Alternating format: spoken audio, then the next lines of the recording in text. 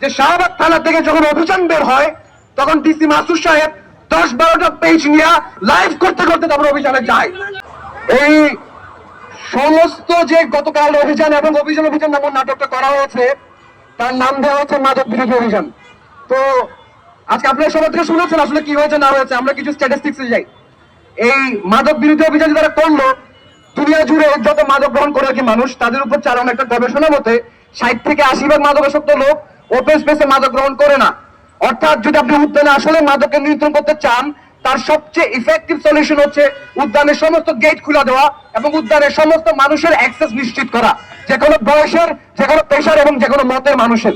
তো এই কাজটা না করে উদ্যানে অভিযানে নামে নাটক কারা করে এবং কি করে তাদের এবং তাদের কি লাভ হয় সেটা আমরা গত 10 বছরে যেমন দেখেছি, 10-12 বছর ক্যাম্পাসের পদ্ধতি দেখতে পাচ্ছি। আমরা আমাদের নিজেদের বড় ভাই সাম্য ভাইকে হারাইছি এই প্রক্রিয়ায়।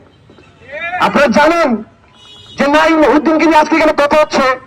সে নাইম উদ্দিন 24শে আন্দোলনের সময় ডিবি চত্বরে বিজেপির দিকে তাকিয়ে বলেছিল যে সীমান্তে মানুষ মরে বিজেপি কি করে। সে নাইম উদ্দিন উদ্যানে যখন স্বাভাবিক বাকি 5টা মানুষ অর্থাৎ আমার জানা ছিল না, আপনার দেশে যারা প্রতিষ্ঠিত মিডিয়া আছেন আপনারা জানাবেন যে উদ্যানে কি কোনো 144 ধারা জারি করা আছে কিনা কিংবা কোনো নিষিদ্ধ পল্লী কিনা। এটা এই ধরনের কিছু না হয়ে থাকে তাহলে বাংলাদেশের, আমি কেবল মাহবুদ্দিনের কথা বলছি না, তিনি বিষয় শিক্ষার্থী বলে আমাদের অনেক সাংবাদিককে আমরা দেখেছি, আমরা প্রতিজন নাগরিক থেকে হয়রানি হতে দেখি। সে জায়গাটা প্রশ্ন রাখতে চাই যে উদ্যানে কেন একজন নাগরিক হয়রানির শিকার হবে এবং সেই হয়রানির শিকার যারা করে এবং যারা নাম দেয় যে এটা মাদক বিরোধী অভিযান। একটি মজার তথ্য দেই, শাহবাগ থানার নাকের ডগায় এই উদ্যানে যে বিশাল মাদক সিন্ডিকেটের নাম আমরা শুনি এবং আমরা প্রতিনিয়ত শুনি, এখানে কোটি টাকার বাণিজ্য হয়, কিন্তু যতবার অভিযান হয় আমরা কখনো দেখি না যে বিশাল কোন মাদকের ডিলার ধরা পড়ছে। এই ডিলারগুলো যাই কই, এই ডিলারগুলো খবর পাই কই, এই ম্যাজিকটা বের করেন। এই ম্যাজিক বের করলে ক্লিয়ার হয়ে যাবে যে মাদক কেমনে চলে, মাদক কারা বেচে আর কারা তাদেরকে লালন পালন করে। এই গেল এক।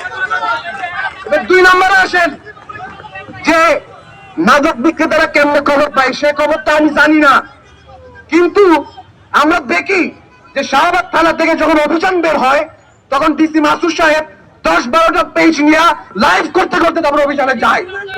এইটা মানে সাইরেন বাজিয়ে 14তে যাওয়ার মধ্যে একটা ব্যাপার।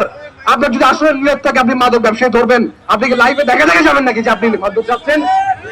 এই গেল সব। এবং এই লাইভে দেখানো, লোক দেখানো যে সংস্কৃতি, এই সংস্কৃতির ফলাফল কি? গত 10 বছর আমরা টিভি আনন্দ আমরা অনেককে দেখে শিখছি।